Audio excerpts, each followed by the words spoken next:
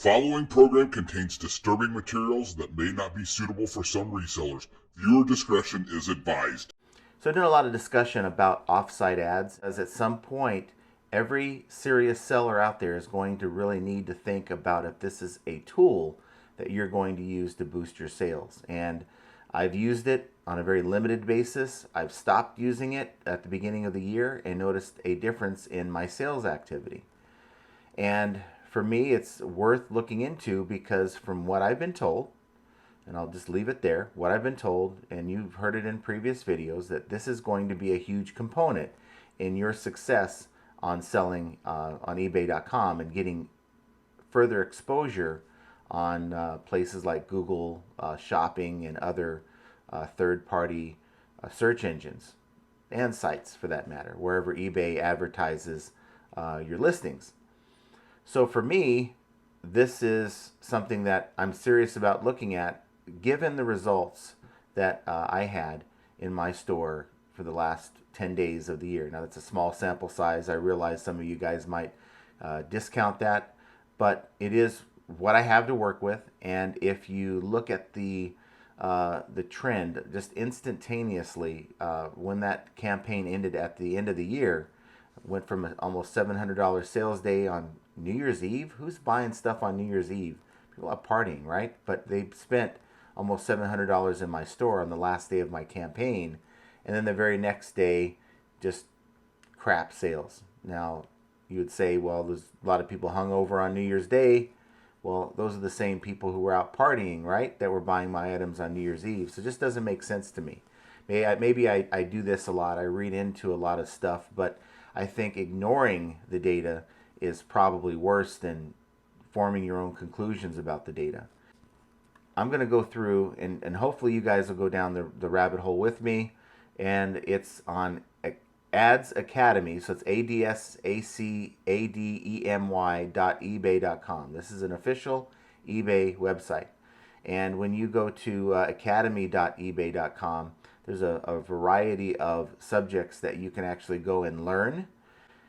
And now, just so you know, eBay is going to give you whatever information eBay wants you to have, so they're not going to give you all the nuts and bolts. You got to kind of look at the information they're giving you and form your own conclusions, sadly.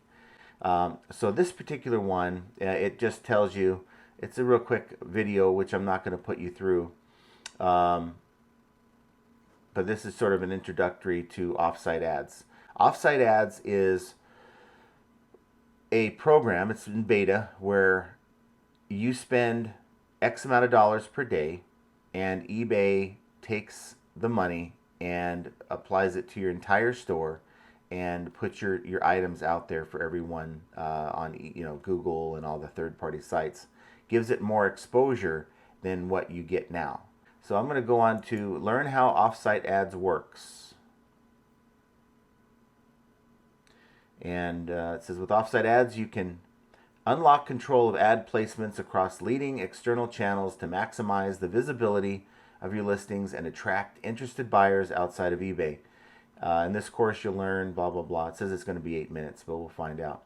What is offsite ads? It's an advertising solution that can help you reach new buyers, drive traffic to your listings through ad placements across leading external channels like Google. By launching an offsite ads campaign, your listings can appear in ads while buyers are actively browsing the web or using external search engines to look for items like yours. When a buyer clicks on your ad, they'll reach your listing page where they can learn more about your item and make a purchase or visit your store page to browse other items for purchase. So simply this, a buyer is going to be presented with one of your items that will closely match their search interest in Google. So in this case, if they're looking for a black pair of shoes, I don't know what brand that is, and they're in Google, eBay will show your item that matches that. Say if you have a black pair of shoes that's in search. So they'll click on that, which is your ad, right? That's your listing. It'll take them to eBay, but they'll also have the ability to click on the store page it's not going to, if they look for a black pair of shoes on Google, it's not going to give them a link to your store. It doesn't work that way. No buyer is going to click on the link to your store if they're looking for a black pair of shoes. Buyers don't care about your store. They just want their black pair of shoes. So they have to click on your ad. It has to be worthy of them clicking on your ad within the Google search, and then they can further browse into your store if they want to. Now, it says how it works. You can launch an offsite ads campaign for all of your eligible fixed price listings in just a few clicks. Now, when it says all of your eligible fixed price listings, there's certain requirements that Google has. If you have items that do not have the white clear background with no noise or text in the background, then that is an eligible item. And you know, the concern is, look, I don't want to promote all my items on this type of thing. I don't want to, maybe I have only a handful of items that I want to promote with Google Ads. Well, then I would say if you only have a few you want to use this for, and the other ones you don't want that ad spend to be a part of, maybe you have a huge store. One way to do this is to maybe only select the ones you want to be part of this program and have those with the clear white backgrounds using the background removal tool. And the other listings do not use a white background. So those items stay on eBay.com, and that would be the only way I can see how you can control what items are a part of this ad spend. And really, I didn't think about that until just making this video. But that could be make the listings you do not want to be a part of this ineligible, and the ones you want to be part of it, make sure that those do qualify. Offsite ads work through the cost per click model, where you only pay when a buyer clicks on your ad. You'll be charged for clicks on your ads based on your target budget. It says click on the arrows to learn more. Offsite ads offer a dynamic cost per click where eBay automatically adjusts each listing's cost per click to help keep your ads competitive through seasonal and trend spikes. So it means that I have a ceiling fan. They charge 44 cents per click. It's what they charged me. That could go up or down depending on seasonality and demand. Now, each cost per click will be updated on a daily basis. The cost per click is determined using a variety of factors, including historical cost per click averages that eBay external ad partners have charged for your listing, or similar listings, as well as an eBay margin. Getting started with offsite ads, you can launch an offsite ads campaign in just a few minutes or clicks from your advertising dashboard that's within your Seller Hub. And your advertising dashboard allows you to create new advertising campaigns, manage live campaigns, and view detailed performance metrics all from one page. So if you watched a previous video where I showed you this dashboard, it'll show you, it usually takes a day or two to update, but it'll show you your metrics. You know, people talk about ROAS, whether you pay attention to it or not, that's up to you.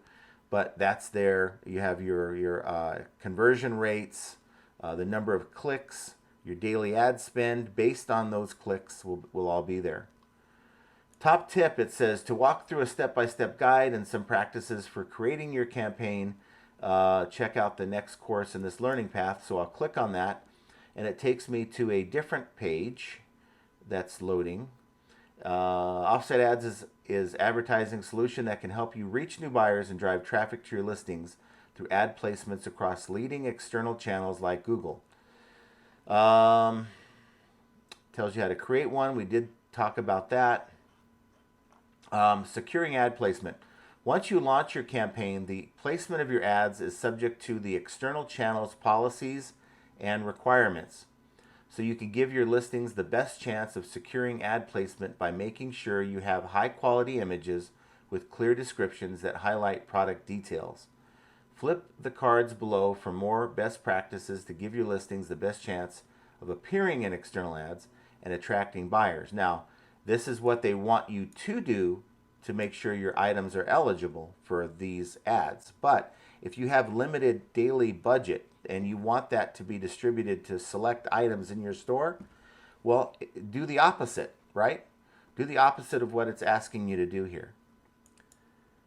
So to create effective listing titles, consider what potential buyers would search for or browse when looking for your items.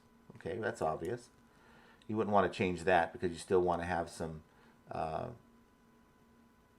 good items for people to search for on eBay. So always do that. Consider creating excellent titles. First 5 letters is always key to make sure those are loaded with your relevant keywords. Next one is choose a competitive price to attract buyers to. So of course you wouldn't change that. You would make sure you're competitive whether you're utilizing this or not.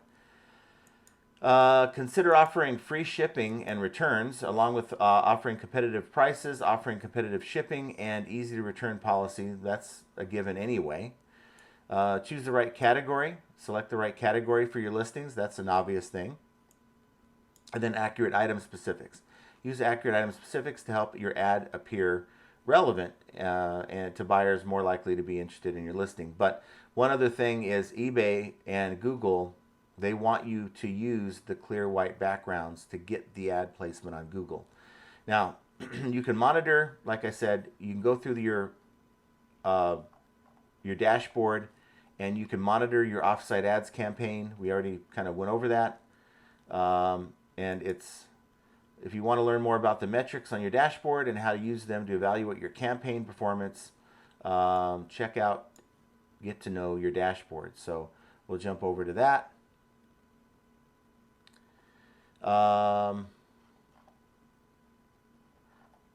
Once you launch your promoted listings campaign, you use your dashboards to access detailed campaign metrics. We kind of talked about that.